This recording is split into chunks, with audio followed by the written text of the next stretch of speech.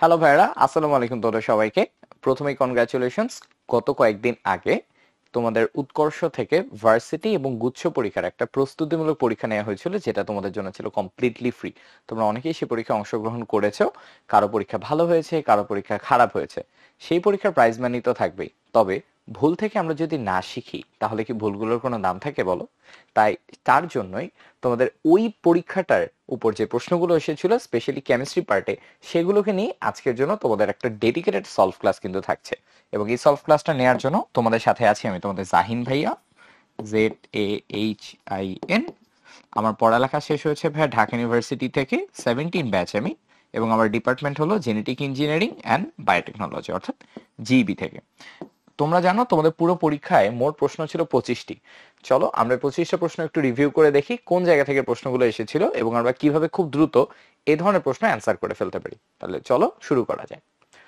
প্রথমেই দেখো তোমাদের প্রশ্ন এসেছিল যে BF3 থেকে যখন BF4 মাইনাস হয়েছে তখন উক্ত পরিবর্তনে কেন্দ্রীয় পরমাণু সংকরায়নের কি ধরনের পরিবর্তন হয়েছে সেটা বের করতে হবে। তাহলে ভাই আসো আমরা সিম্পলি হচ্ছে বের করে ফেলি। ফার্স্টে আমাদের জন্য BF3 আছে এই জায়গাটাতে। তোমাদের হয়তো ভাই সূত্রটার কথা মনে থাকবে যে ভাই half of V plus M minus charge, সেটা। তো ভাই এই সূত্র যদি আমরা জানি তাহলে এটাকে আমরা যদি এখানে ব্যবহার করে ফেলি তাহলে দেখো BF3 এর জন্য কত আসবে। BF3 এর জন্য আমাদের সূত্র হচ্ছে আসবে half of V plus M. Boron হচ্ছে গ্রুপ নাম্বার 13, তার মানে তার যোজ্যতা 3। ফ্লোরিন এখানে আছে 3টা, যৌগে কোনো চার্জ নেই, তাহলে হিসাব করলে এখানে তো আমাদের অ্যান্সার আসবে 3। 3 মিনস এটির হাইব্রিডাইজেশন আমাদের জন্য কত ছিল বলতো? হাইব্রিডাইজেশন ছিল sp2।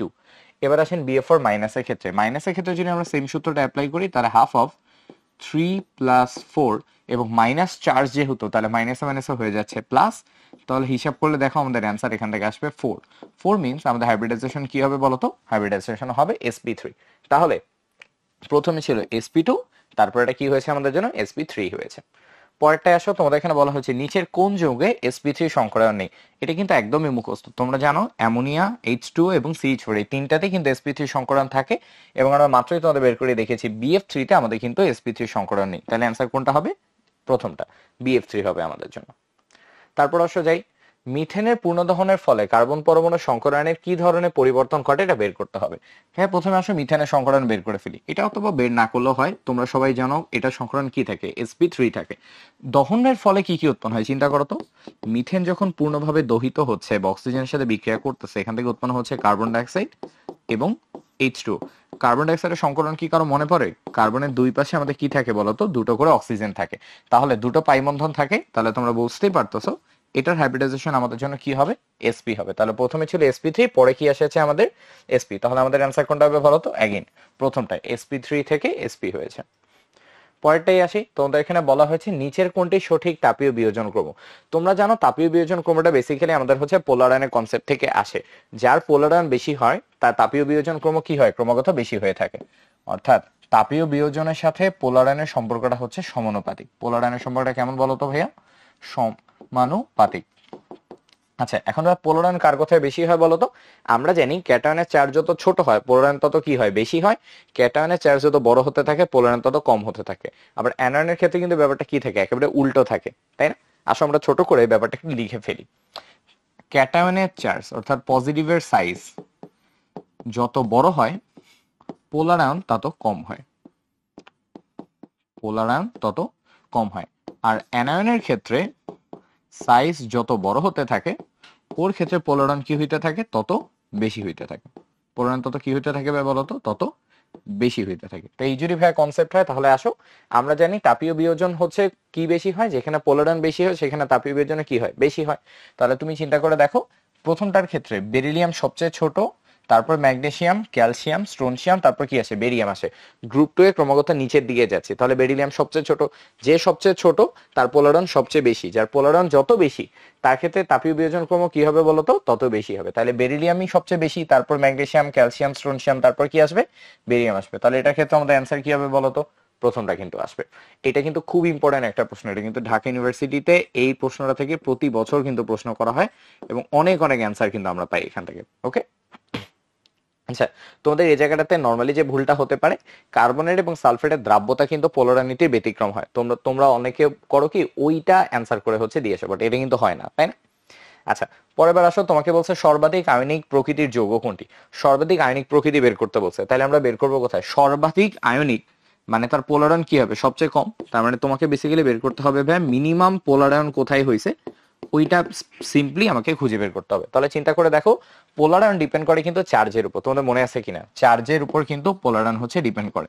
চার্জ যত বেশি হয় পোলারন কি হয়? তত কিন্তু বেশি হয়। তাহলে আসো তো আমরা যদি এই কনসেপ্টটাকে সিম্পলি ব্যবহার করে ফেলি, তাহলে আমাদের কি আসবে? এইখানে অ্যালুমিনিয়ামের চার্জ কত বলো তো? +3। এখানে আয়রনের চার্জ কত? +3। ক্যালসিয়ামের চার্জ কত? +2। ম্যাগনেসিয়ামের চার্জ আমাদের জন্য কত বলো তো? +2।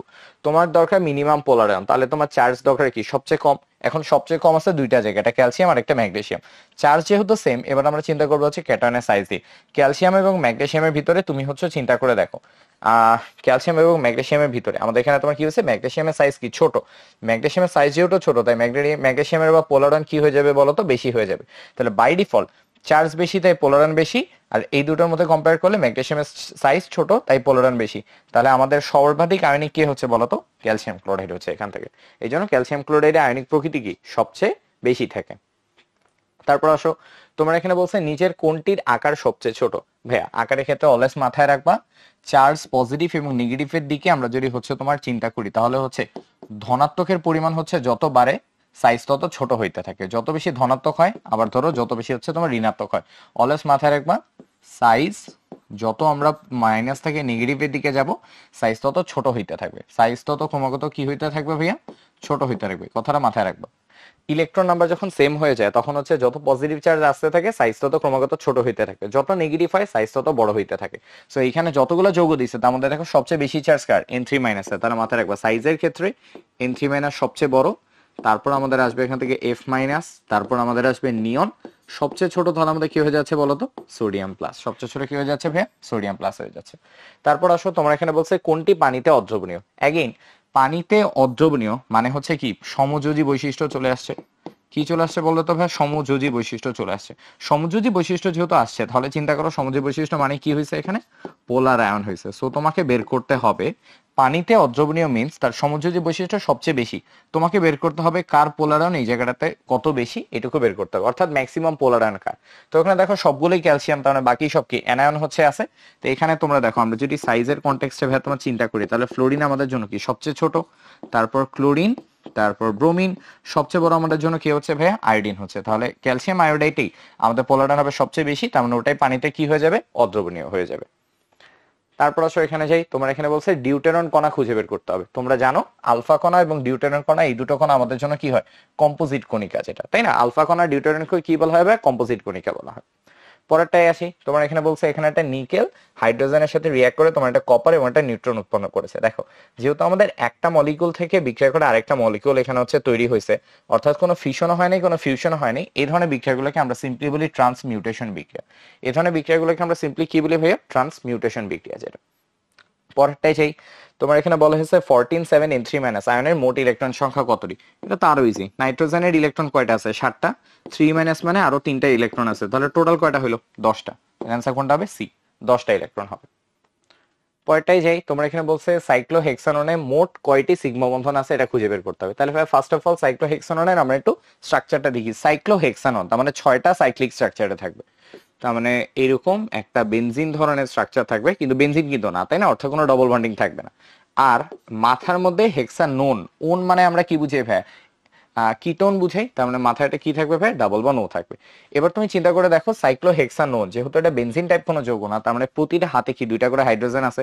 তো এখানে দুইটা হাইড্রোজেন, দুইটা হাইড্রোজেন, দুইটা হাইড্রোজেন, দুইটা হাইড্রোজেন, কি আছে বলতো ভাইয়া? দুইটা করে হাইড্রোজেন আছে। সো প্রতিটা কর্নার একটা একটা করে কার্বন, সবগুলো হাতে একটা একটা করে কি আছে বলতো? হাইড্রোজেন আছে। So hydrogen, hydrogen, hydrogen, hydrogen, hydrogen, hydrogen, hydrogen, এবং এইটার মাথায় কি আছে বলতো? এটা ডবল বন্ড ও হচ্ছে আমাদের জন্য আছে। তাহলে দেখো সবগুলো কার্বনের 4টা করে হাত পড়ে। এবার তোমাকে সিগমা বন্ধন খুঁজে বের করতে হবে। ভাই পাই বন্ধন দেখাও খুব ইজি, এখানে পাই বন্ধন একটা আছে, এটা আমরা বুঝতেই পারতেছি। সিগমা কয়টা থাকবে কাউন্ট করো তো। এখানে 6টা বাহু, তার মানে 6টা, আমাদের 5টা কার্বনের সাথে হচ্ছে 2টা করে হচ্ছে হাইড্রোজেন আছে। তাহলে 6-এর পর প্রতি 5টা কার্বনের সাথে 2টা করে হাইড্রোজেন আছে, প্লাস আমাদের অক্সিজেনের সাথে একটা বন্ধন পাই, আর একটা বন্ধন আমাদের জন্য কি?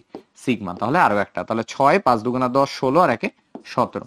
তাহলে টোটাল অ্যান্সার কত হবে? 17টা হচ্ছে হবে। তারপরে যাই, তোমার এখানে বলছে নিচে চারটা কোয়ান্টাম সংখ্যা সেটের মানের মধ্যে কোন সেটটি অবাস্তব। চিন্তা করে দেখি, 4 এর পর 0, 0 হলে 0, 0 এর পর প্লাস আপ, পসিবল। 3 এর ভিতর 2, মানে n এর সংখ্যা 3 হলে l এর মান 2, l এর মান 2 হলে m এর মান 2, possible. Spin number minus up, again possible. m 3 হলে, মানে n এর ভ্যালু যদি 3 হয়, l এর ভ্যালু মানে n যদি 5 হয়, l এর value 3, possible. m0 possible, spin minus হাফও পসিবল। কিন্তু প্রথমটা ক্ষেত্রে চিন্তা করে দেখো, n যদি 3 হয়, l 2 হবে, পসিবল। কিন্তু l যদি 2 হয়, m কি কখনো -3 হতে পারে? তা কিন্তু পারে না, কারণ m এর মান যদি 2 হয়, তাহলে আমাদের ওইটা ডিপেন্ড করবে -2 থেকে +2 পর্যন্ত। তাহলে -3 কি আমাদের জন্য পসিবল হবে? এটা কিন্তু পসিবল না। তাহলে বলছে কোন সেটটা অবাস্তব, অ্যান্সার কি হবে? প্রথমটা হবে। তারপর যাই আসো, তোমার এখানে বলছে নিচের কোন জোড়া যৌগের সম আয়ন প্রভাব বিদ্যমান। এই প্রশ্নটা ন্যাচারালি অনেকে ভুল করে থাকে, বাট তোমরা একটু সিম্পলি চিন্তা করে দেখো, ভাইয়া সময়ায়ন হওয়ার জন্য তো আগে আমার আয়ন হইতে হবে। আয়ন যদি না হয় তাহলে কি সময়ায়ন হবে? হবে না। তাহলে চিন্তা করে দেখো, তোমার এখানে একটা জৈব যৌগ, জৈব যৌগ পানিতে গিয়ে বিয়োজিত হবে না, আয়নও হবে না। জৈব যৌগ, এখানে কোনো জৈব যৌগ নাই, এখানে আরেকটা জৈব যৌগ, তাহলে তিনটা অ্যান্সার অলরেডি বাদ চলে যাচ্ছে। তাহলে অ্যান্সার কোনটা বাদ থাকতেছে? অবশ্যই একটা, কোনটা হবে? সি নাম্বারটা হবে। তোমরা জানো H2S যখন দ্রবণে যায়, ও দ্রবণীকে H+ এবং হচ্ছে সালফাইড আয়ন হচ্ছে ফর্ম করে। তাহলে এখানে আমাদের কি আসতেছে? সমান প্রভাব আসতেছে। আর হাইড্রোক্লোরিক অ্যাসিড তো জানোই, এখানে H+ থাকবে, এখানে কি থাকবে? ক্লোরিন থাকবে আমাদের জন্য। তারপর যাই, তোমার এখানে বলছে কোন হ্যালাইডটি পানিতে আর্দ্র বিশ্লেষিত হয় না। আর্দ্র বিশ্লেষণের লজিকটা আমি কিন্তু তোমাদের হচ্ছে ক্লাসের মধ্যে খুব সুন্দর করে হচ্ছে পড়াইছি।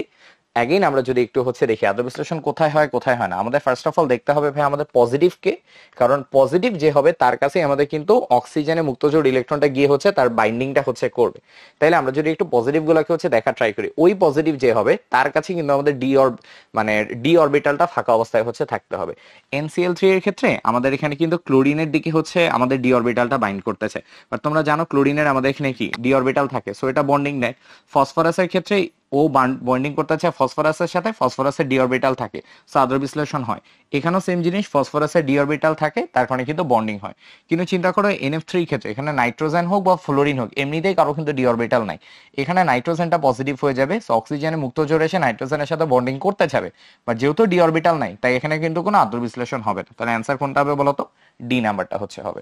তোমরা এমনিতেও মনে রাখতে পারো, আদ্র বিশ্লেষণ যখনই হয় না এই প্রশ্নগুলো হচ্ছে করবে, এগুলোর অ্যান্সার মেইনলি হয় হচ্ছে তোমার আইদার CCl4 অর তোমার অ্যান্সার হয় হচ্ছে NF3। এই দুইটা মনে রাখলেই দেখবা এই ধরনের সব অ্যান্সার এমনি দাগায় ফেলতে পারবো। আচ্ছা, তারপর যাই নিচের কোনটা স্ট্যানিক ক্লোরাইডের সংকেত। ভাইয়া স্ট্যানাসের হচ্ছে দুইটা যৌগ আছে, দুইটাই তোমার এখানে দেওয়া, একটা হচ্ছে +2 আর একটা আমাদের জন্য হচ্ছে +4। আমরা কি বলি ভাইয়া? প্রথমটাকে আমরা বলি হচ্ছে আস, আর যেটা জারণ সংখ্যা বেশি হয় সেটাকে আমরা সিম্পলি কি বলি ভাইয়া? ইক বলি। তাহলে তোমাকে বলছে স্ট্যানিক মানে ইক বের করতে হবে, তাহলে অ্যান্সার আমাদের জন্য কি হবে? সি নাম্বারটা হবে, স্ট্যানিক ক্লোরাইড হবে। ওকে, SnCl4 যেটা। তারপর যাই আসো, তোমার এখানে বলছে বোরের তত্ত্ব অনুসারে হাইড্রোজেনের দ্বিতীয় শক্তি স্তরে ব্যাসার্ধ এবং শক্তির ক্রম বের করতে হবে। ভেরি গুড, আসো সূত্র বসাই দিই। আমরা পড়ছি দ্বিতীয় শক্তি স্তর মানে কত হবে? প্রথম শক্তি স্তর ছিল 0.53 অ্যাংস্ট্রম। এই 53 সাথে আমাদের সূত্র ছিল হচ্ছে n² / z। সূত্র ছিল হচ্ছে ভাই n² / z যেটা। তো এখন তুমি হচ্ছে চিন্তা করো n এর ভ্যালু আমাদের জন্য কত? হাইড্রোজেন যেহেতু বলছে, আচ্ছা দ্বিতীয় শক্তি স্তর বলছে, তার মানে n এর ভ্যালু হচ্ছে 2, তার মানে হচ্ছে 2²। হাইড্রোজেন যেহেতু বলছে, তার মানে z এর ভ্যালু কত ভাইয়া? 1। তার মানে 0.53 সাথে সিম্পলি কত গুণ করতে হবে আমাদের এখানে? z 4 দিয়ে হচ্ছে গুণ করতে হবে। 0.53 কে চলো আমরা হচ্ছে 4 দিয়ে গুণ দিয়ে দিই। 4 দিয়ে গুণ দিলে হচ্ছে কত আসবে? কত আসবে চিন্তা করি। 0.53 ইন্টু 4, 4 5 20। 0.53 কে 4 দিয়ে গুণ করলে কত হবে? এই গুণ করে ফেলি, ধরো 0.53 গুণ 4 ইকুয়ালস আমাদের জন্য কত আসবে? নর্মালি গুণ করে 3 4 12, 2 হাতে থাকলো 1, 4 5 20 আর 1 হচ্ছে 21, 2 ঘর পর দশমিক বসবে, তার মানে কত আসবে? 2.12। যেটা 2.12 কই আছে ভাইয়া দেখো তো। আচ্ছা, দুটো অপশন থাকতে পারে, একটা হচ্ছে এটা হইতে পারে আর একটা এটা হইতে পারে। গুণ কিন্তু করে নাই, দেখো ওরা কিন্তু অবস্থায় রেখে দিছে। তাহলে এই পাশে নাম্বারটা আমাদের জন্য কি চেক করতে হবে। এবার আসি তাহলে ভাই হচ্ছে শক্তি বের করতে। E2 এর ভাই আমরা শক্তি বের করব। তোমরা জানো প্রথম কক্ষপথে শক্তির ভ্যালু আমাদের জন্য হয় -2.18 ইন্টু 10⁸8 এখানে। এটার পর আমাদের এখানে কি হবে বলতো? আমাদের সূত্র ছিল হচ্ছে ভাইয়া উপরে আমাদের আসতো হচ্ছে z² ডিভাইডেড বাই নিচে আমাদের কত আসতো? n² যেটা, অর্থাৎ উপরে আসতো হচ্ছে z² ডিভাইডেড বাই সূত্র হইতো n² যেটা। এখানে z এর ভ্যালু বসবে 1, n এর ভ্যালু আমাদের জন্য কত বসবে? 2 বসবে। যদি 2 বসে তাহলে আলটিমেটলি এটা কি হয়? -2.18 ইন্টু 10⁸8। ওকে, 10⁸8 হয়েছে। 8 হওয়ার পর তোমার z এর ভ্যালু তো 1 বসলে কিছু নেই, 2² করলে কত আসবে বলো তো? 4 চলে আসবে। তাহলে 2.18 কে তোমার হচ্ছে সিম্পলি কত? 4 দিয়ে হচ্ছে ভাগ করা লাগবে। তো আমরা যদি একটু নরমালি ভাগ করে আসি, 2.18 কে 4 দিয়ে ভাগ করলে কত হয় চিন্তা করো। 4 ডিভাইডেড বাই 2.18। তুমি নর্মাল হিসাব করো, ফার্স্টে তোমার একটা দশমিক বসবে, তারপর তোমার প্রথমে কত আসবে দেখো, 4 5 20, তোমার এখানে নামবে হচ্ছে 1, এই জায়গাটা থেকে 1, এবং তারপর কত নামবে 18, তারপর 4 4 16, 16 আবার নামবে হচ্ছে 2, তারপর আবার হচ্ছে 4 5 20, এখানে শূন্য বসালে এখানে 20 কাটাকাটি হয়ে যাবে, তার মানে অ্যান্সার কত আসবে 0.545। তোমার এখান থেকে অ্যান্সার চলে আসবে 0.545। কি আমাদের কোথাও এখানে আছে দেখো, একটা ভ্যালুতেই হচ্ছে আছে 0.545, এই যে 492 বা কাছাকাছি একটা ভ্যালু। তোমার এখানে দেখো আর্ক নিয়ে একটা ব্যাপার হচ্ছে চলে আসছে ভাইয়া, আর্ক নিয়েও ম্যাটার করার কোনো দরকার নেই। জুল থেকে যখন আমরা হচ্ছে সিম্পলি হচ্ছে আর্গে যাই, তখন আমাদের জুলের সাথে 10⁻7 গুণ করে দিলেই এটা আমাদের হচ্ছে আর্গ হয়ে যায়। তো এইখানে যে ভ্যালুটা আমরা পাবো, এইটার সাথে 10⁻7 গুণ করে দিলে এটা আমরা সিম্পলি হচ্ছে আর্গে পেয়ে যাবো অ্যান্সার। ওকে, তাহলে আমাদের অ্যান্সার কোনটা হচ্ছে, অবশ্যই বি নাম্বারটা হচ্ছে এখান থেকে, কারণ এটা তো হবে না, এটা তো 2 গুণ সামথিং কিছু একটা করছে, আমার তো অ্যাটলিস্ট এখানে 4 গুণ করা দরকার ছিল। ওকে, আসো তাহলে আমরা এই পর্যন্ত গেলাম।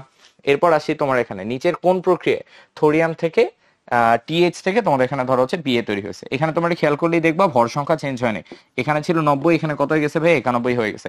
কোন প্রক্রিয়াতে জানি আমাদের পারমাণবিক সংখ্যা 1 ঘর বাড়ে, বিটা এমিশন প্রক্রিয়াতে। কারণ বিটা বলতে আমরা হচ্ছে সিম্পলি বুঝি ইলেকট্রন যার ভর সংখ্যা এখানে হবে -1, উপরে এটা কত হবে 0। মাইনাস মানে কি, পারমাণবিক সংখ্যা 1 ঘর কমার বদলে আরো বৃদ্ধি পাবে, বিটা বের হইলেই পারমাণবিক সংখ্যা 1 ঘর করে বৃদ্ধি পায়। তো অ্যান্সার কি হবে, বি হবে আমাদের জন্য। তারপর যাই আসো, আচ্ছা এই ম্যাটটা কিন্তু আমরা আরো সহজেও তোমার বের করতে পারি, তোমার কিন্তু আরেকটা নিয়ে চিন্তা করার দরকার নেই, তুমি দেখতেই পাচ্ছ সবগুলা -11 করে, সো এই পাশটা নিয়ে চিন্তা করার দরকার নেই, তুমি জাস্ট এই পাশে ভ্যালুটুকু বের করবে। তাই তোমার জাস্ট 2.18 কে তুমি জাস্ট সিম্পলি 4 দিয়ে ভাগ করবে, ভাগ করলে তোমার কাছাকাছি, তুমি দেখো প্রথম ঘরটাও তুমি যদি করো তোমার অ্যান্সার 0.5 সামথিং আসবে। তোমার দেখো এখানে অন্য কোথাও কিন্তু 0.5 নাই, একটাতেই আছে, তুমি জাস্ট ওইটা হিসাব করে দাগেলেই অ্যান্সার হয়ে যায়, বুঝছো? সো সব কিন্তু আমাদের অ্যাকচুয়ালি করারও হচ্ছে দরকার নেই। তারপর যাই চলো, তুমি তো আরো স্মার্টলি চিন্তা করতে পারো, তুমি দেখো ভাইয়া এইখানে আমাদের দুইটা অ্যান্সার প্রায় কাছাকাছি একটা ভ্যালু হচ্ছে দিতে পারে, যে ভাই এখানে দেখেন অলরেডি ওরা 4 দিয়ে হচ্ছে একবার গুণ করে রাখছে। তো তুমি দেখো কিন্তু আমাদের এইখানে এই 4টা অ্যান্সারে কি 4টাই ডিফারেন্ট না, সো তুমি এনার্জি থেকে স্টার্ট করতে পারো, তাহলে মনে হয় আরো ইজিলি তুমি অ্যান্সার খুঁজে বের করতে পারবা। ওকে, আসো তারপর যাই, তোমার এখানে বলছে আইসোটোনের উদাহরণ করতে। আইসোটোন মানে কি জানি সেম ভাইয়া, আইসোটোন মানে আমাদের হচ্ছে নিউট্রন সংখ্যা সেম থাকবে, নিউট্রন সংখ্যা কি হবে আমাদের জন্য সেম থাকবে। তাহলে আসলে সিম্পলি নিউট্রন সংখ্যা বের করে ফেলি, এখান থেকে 13 থেকে 7 বিয়োগ করলে আমাদের জন্য কত হবে 6, 13 থেকে 6 বিয়োগ করলে আমাদের জন্য হবে 7, সেম না বাদ। এখানে হিসাব করলে 18 থেকে বাদ দিলে 22, এখানে বাদ দিলে 20, এগেইন বাদ, এটা বাদ দিলে হচ্ছে 20, এটা বাদ দিলে হচ্ছে 21, বাদ।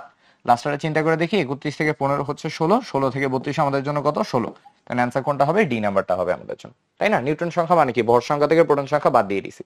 তারপর চিন্তা করি পর্যায় সারণীর 2b গ্রুপের মৌলগুলো কোনটি, তোমাদের মনে আছে কিনা হচ্ছে 2b গ্রুপ হচ্ছে কোনটা, আমাদের কপারের গ্রুপটা, যেটা কপারের গ্রুপটাকে আমরা বলতাম হচ্ছে 1b, কপারের পর আমাদের ছিল হচ্ছে জিঙ্কের যে গ্রুপটা, ওই গ্রুপটাকে আমরা সিম্পলি বলতাম হচ্ছে 2b, যেটা তাহলে অবশ্যই যেটা জিঙ্ক দিয়ে স্টার্ট হয়েছে সেটা আমাদের জন্য কি 2b গ্রুপ হবে। অ্যান্সার কোনটা হবে, প্রথমটা হবে, একটু মনে রাখতে পারো, জিঙ্কের পর এখানে ক্যাডমিয়াম আসে, তারপর এখানে কত আসে, মার্কারি হচ্ছে চলে আসে। ওকে, চাইলে কিন্তু একটু মনে রাখা যায় এটা।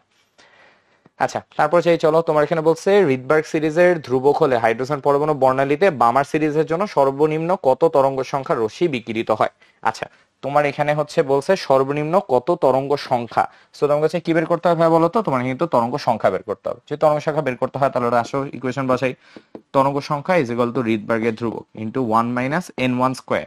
এখানে তোমাকে বলছে কি ভাই বামার সিরিজ, যদি তো বামার বলছে তার মানে তোমার n1 এর ভ্যালু কত, এখান থেকে অবশ্যই 2।